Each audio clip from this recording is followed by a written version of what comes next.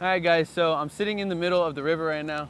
You can see some of the waterfalls around me. I'm literally on a rock. It's like 2 feet of water under me on all sides. Anyways, if you can get uncomfortable in your current situation, you will start to take action. And the way that you can give yourself this discomfort is to think about what you hate about your current situation and get conscious of that, but also think about the things that you have as desires in the future. Set new goals.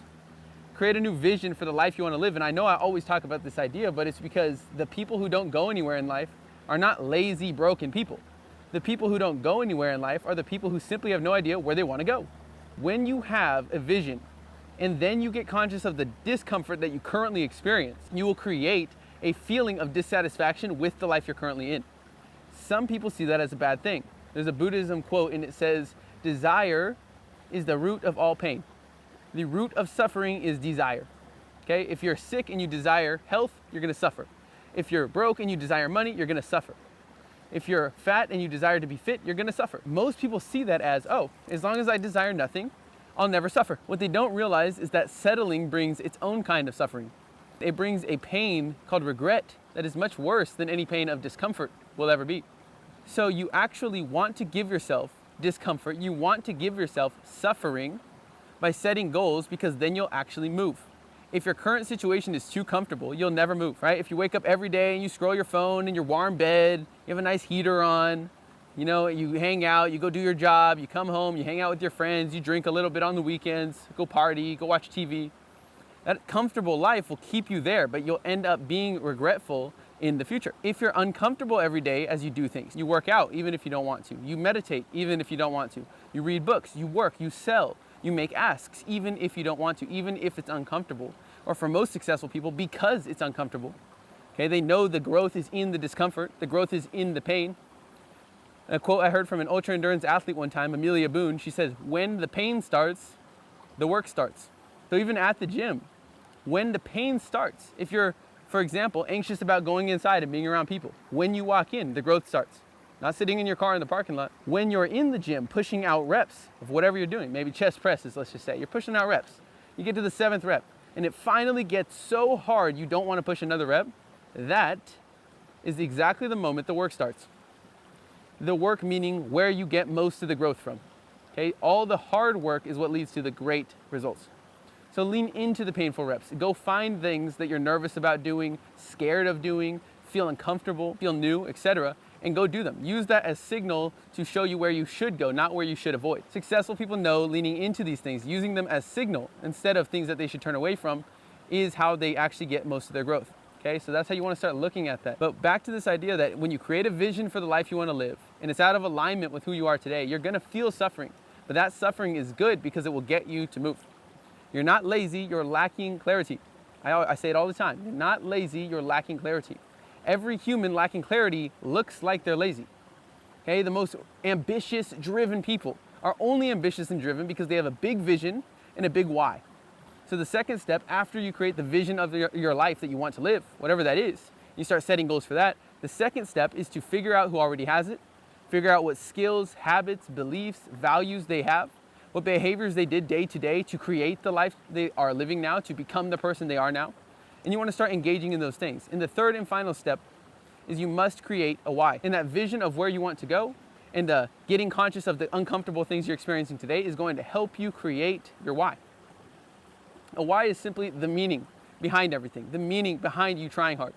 Because when you're after goals, when you're changing yourself, it is extremely difficult. You're gonna have hard days. You're gonna have boring work, painful work, work you hate to do. And on those days, in those moments, when your mind asks yourself, why am I doing this? This is so difficult. I could just go watch TV. I could just go play video games. I could just sit on the couch and do nothing. Why am I doing this? In that moment, if your mind has no meaning, has no why, you'll stop. That's why most people start their goals. They go after it for 3 days, 4 days, a week, and then they stop. Why? Because on the 8th day, it got hard. On the 8th day, their mind asks, why am I doing this? And they didn't have anything. They had the vision, but the vision isn't meaningful. You must ask yourself, where do I want to go? What do I want to achieve? What things do I want to create? And then ask yourself, why? Why do I want those things? Create meaning behind the goal. then you'll stick to the goal when it gets hard. And it will get hard. So the meaning is actually almost more powerful than the goal, but the goal is a prerequisite for creating meaning. So you must be going somewhere, leading yourself so that you can lead others, leading yourself so you have direction, leading yourself so you feel confident about your day-to-day decisions and actions. And then you must ask yourself, why am I doing this? Create meaning behind that thing, and the meaning will strengthen over time. Okay, the meaning might start out at surface level. For all of us, it usually does. When we first start going into business, it's to make money. When we first start going to the gym, it's so she'll be attracted to me, so I'll have more confidence. Those are pretty surface level things. It's not changing the world.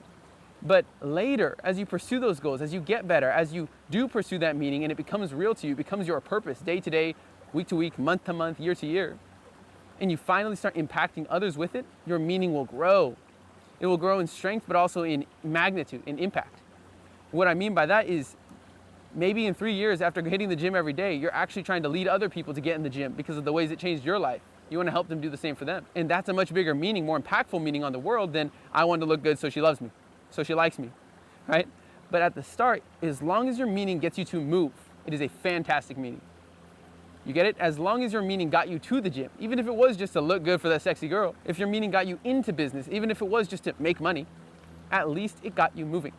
Never downplay someone's meaning. Never downplay someone's current situation, because both will get better. If their meaning's strong enough and their goals are clear enough and exciting enough, they will go after it, because their current situation is so uncomfortable that they have no other choice.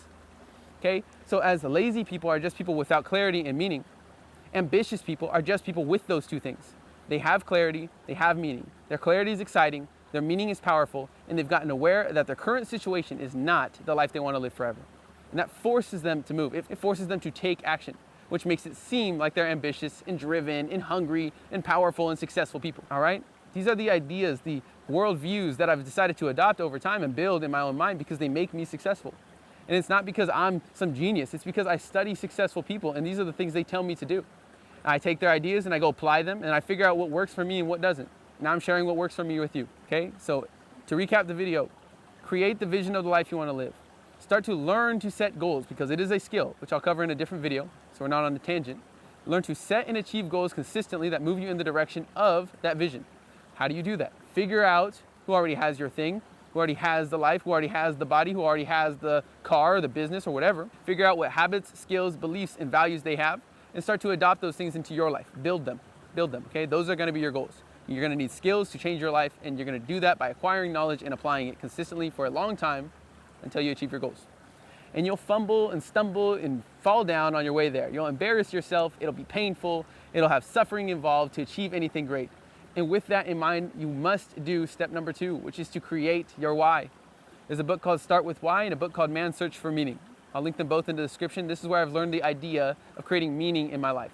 Very powerful in Man's Search for Meaning, Viktor Frankl. He was a neuroscientist who was in concentration camps during the war with the Nazis. They kept him there, and he said they could predict, inside of the camp, the other Jewish people could predict when another man was going to die. And they could predict it within 72 hours. Again, it's not because they're geniuses or doing magic. It was actually because they realized that if a man had meaning, he would endure a lot longer than other people. But when he lost his meaning, a man would sit down on the floor and you could actually watch the light drain out of his body. And that happened when they lost their meaning. So yes, they were starving. Yes, they were being worked nearly to death. Yes, they were in terrible conditions. But Viktor Frankl said that didn't kill nearly as many people as lack of meaning or loss of meaning. Basically, if somebody was in that camp surviving and thriving in some way so that they could see their wife again after the war, but then they heard that their wife was killed yesterday, they would sit down on the floor and you could watch the light drain out of their body. And that's when they were gone. Their meaning was gone. This is the same reason why you see an old lady die at 94 years old, a week after her 92-year-old husband died. Okay? So have meaning in your life because it keeps you going through all the hard, dark times, and that's ultimately what you need to survive. Keep that light in your body, all right? Keep that energy in your spirit, and you'll keep going. And the final step is to get conscious of where you are today and ask yourself, why is it painful to be where I am today? I can accept that. Why is it painful to have this body? Maybe I'm too skinny for where I want to be. Maybe I'm too fat for where I want to be. How can I move towards a new goal of something else I do want to have so I can make progress every day and feel fulfilled? Right? Give myself some new direction, new clarity, new meaning, new confidence. Why is it painful to be in the situation I'm in my relationship, financially, and so on. Get clear and conscious of the pains that you're experiencing today, because that also gets you to move. The only two drivers humans have is pleasure and pain. Okay, we avoid pain and we move towards pleasure. That's all I'm telling you. This is human behavior. If you have a vision that's exciting, you'll move towards it because it's pleasurable to think about and to pursue and to actually see coming true. And if you get conscious of where you are today and why you dislike it, even if you're grateful to be alive, all right, you can be grateful for where you are today and still not satisfied or dissatisfied with where you're gonna be tomorrow and move forward. This is all successful people do. They're just hungry. They stay hungry, and they stay hungry because they have a vision and a why. Okay, but get conscious of where you are and why it's painful, and you'll avoid it, you'll move away from it, and get conscious of where you want to go and why it's pleasurable, and you move towards it. All right, guys, if you do that, you'll be successful. You'll literally start to transform your life in 30 days, 6 months, a year. And once you start seeing results from this, it's all you need to keep going. That is the reward. Once you start seeing your confidence raise, your body look better, your money look better, your relationships look better, your car look better, your home look better. Once you start seeing your mind and body feeling better, once you have those things, that's the only rewards you need to create the momentum you need to continue going forever. Okay, once you get into self-improvement, you'll get addicted to it, because the opposite of self-improvement is not stagnation. There's no stagnation. Time keeps going whether you like it or not. Time doesn't stop because you don't want to move, because you're not pursuing goals.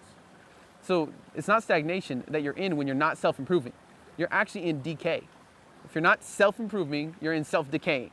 And it is 100% on you to change that. Nobody's coming to save you. So decide today that you are going to work on yourself.